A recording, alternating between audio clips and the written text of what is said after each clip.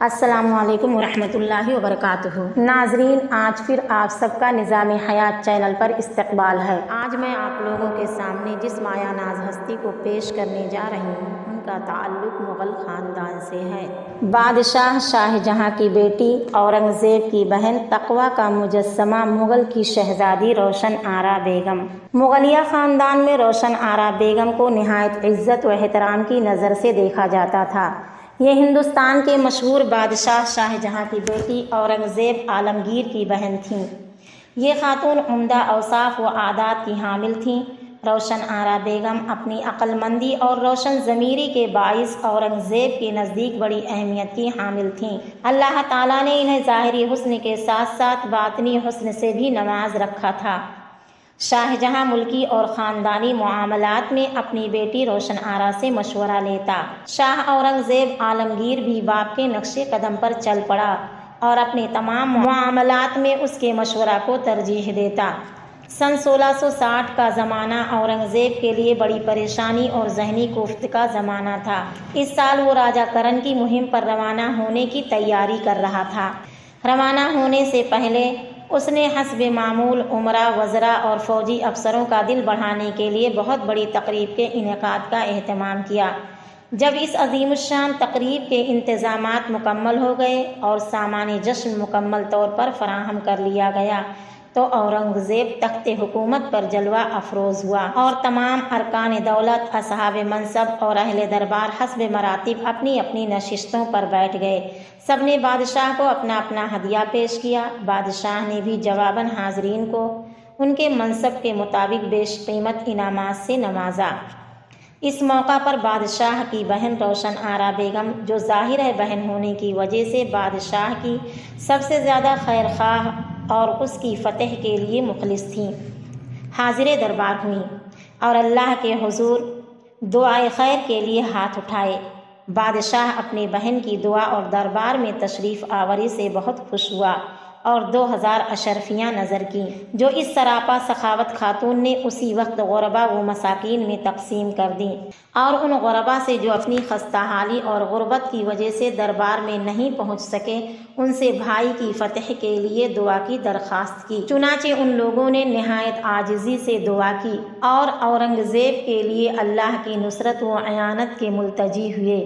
اس موقع پر روشن آرا بیگم نے اپنے بھائی ہندوستان کے رفیع المرتبت حکمراں سے جو الفاظ کہے وہ آب زر سے لکھے جانے کے قابل ہیں۔ روشن آرا بیگم نے کہا، اے شہ ہند، میں اس لیے آپ کی خیر خواہ اور ہمدرد ہوں کہ آپ میرے بھائی ہیں اور آپ کا اور میرا رشتہ نہایت گہرا اور قریب کا ہے۔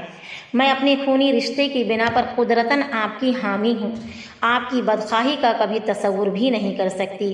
یہ لوگ جن کو آپ نے خلعت و انعامات سے نوازا ہے، آپ کے امراء، وزراء، منصبوار، اہل حکومت اور ذی اقتدار لوگ ہیں۔ ان کی خیر خواہی اور ہمدردی کے پیچھے قسم قسم کے مفادات کار فرما ہے، لیکن یہ لوگ جنہیں عوام کہا جاتا ہے، نہ ارباب عساکر میں شامل ہیں، نہ حکومت و فرما روائی میں ان کا کوئی حصہ ہے اور نہ عہد و منصب سے ان کا کوئی تعلق ہے۔ آپ کے لیے ان کی دعا محض اخلاص پر مبنی ہے اور اس قسم کی دعا اللہ کے حضور درجے قبولیت حاصل کرتی ہے۔ اگر آپ اللہ سے حقیقی نصرت و اعانت کے خواہاں ہیں تو غربا و مساکین کی خبرگیری اور ان کی معاونت کو اپنی زندگی کا جز بنا لیجئے۔ یہ لوگ مستجاب الدعوات ہیں اور دنیا میں بے وسیلہ و ناتواں ہونے کی وجہ سے اللہ کے نزدیک خاص قدر و منزلت کے حامل ہیں۔ اورنگزیب بہن کی اس نصیحت سے بہت خوش ہوا اور عہد کیا کہ ہمیشہ غربا اور مستحقین کا خیال رکھے گا اور کوئی ایسا قدم نہیں اٹھائے گا جو معاشرے کے کمزور اور ضعیف افراد کے خلاف ہو۔ بادشاہ شاہ جہاں جب تخت نشین ہوا تو پورے ملک میں مسرت کا اظہار کیا گیا تھا۔ ہندوستان کا گوشہ گوشہ بہجت و شادمانی کا مرقع بن گیا تھا۔ ایسا معلوم ہوتا تھا کہ ہر شے فرط مسرت سے رقصاں اور ہر متنفس محو نشاط ہے۔ تاج پوشی کی ان ساعتوں میں سب لوگ خوش تھے۔ خوشی کی ان گھڑیوں میں جب دربار سے فارغ ہو کر شاہجہاں حرم سرائے میں آیا تو جن خواتین نے اسے مبارکباد دی ان میں بادشاہ کی بیٹی روشن آرا بھی شامل تھیں۔ بادشاہ نے اس موقع پر خواتین قصر شاہی کو کئی لاکھ اشرفیاں عطا کی۔ روشن آرا بیگم کو بھی 1,00,000 اشرفی سے نوازا، لیکن اس مخیر خاتون نے یہ تمام اشرفیاں اسی وقت حسب معمول غربا و مساکین میں تقسیم کر دیں۔ انہوں نے مستحقین کی ایک فہرست بنا رکھی تھی، مہینے میں جو رقم انہیں خرچ کے لیے باپ اور بھائی کی طرف سے ملتی سب تقسیم کر دیتی۔ یہ فراخ حوصلہ اور وسیع القلب خاتون تھیں، سب سے خندہ پیشانی سے ملتی اور ان کے کام آتی۔ خود بادشاہ کے لیے جیسے کہ عرض کیا گیا بہت بڑا سہارا تھیں۔ ہر مشکل موقع پر بادشاہ ان سے مشورہ لیتا اور ان کی رائے پر عمل کرتا۔ یہ بڑی عبادت گزار، عابدہ، زاہدہ خاتون تھیں، غیبت اور بدگوئی سے متنفر تھیں۔ ان کی انہی خوبیوں کی بنا پر شاہ جہاں ان پر بہت اعتماد کرتا تھا اور اس کے بعد اورنگزیب عالمگیر کی بھی یہ مشیر تھیں۔ روشن آرا بیگم نے جمعرات کے روز ستمبر سن 1671 کو انتقال کیا۔ ان کی موت سے عالمگیر کو بے حد صدمہ ہوا۔ اس نے پہلے تو ضبط و صبر سے کام لینے کی کوشش کی، لیکن جب تجہیز و تکفین کا وقت آیا تو ضبط کے سارے بندھن ٹوٹ گئے اور زار و قطار رونے لگا۔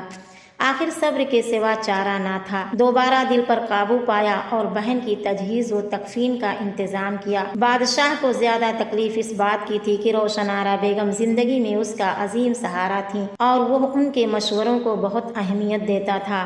غریبوں اور ناداروں کو ان کی موت سے بالخصوص دکھ ہوا کیونکہ یہ ان کی مددگار تھیں۔ اللہ ہمارے اندر بھی روشن آرا جیسے جذبہ عطا فرمائے، آمین۔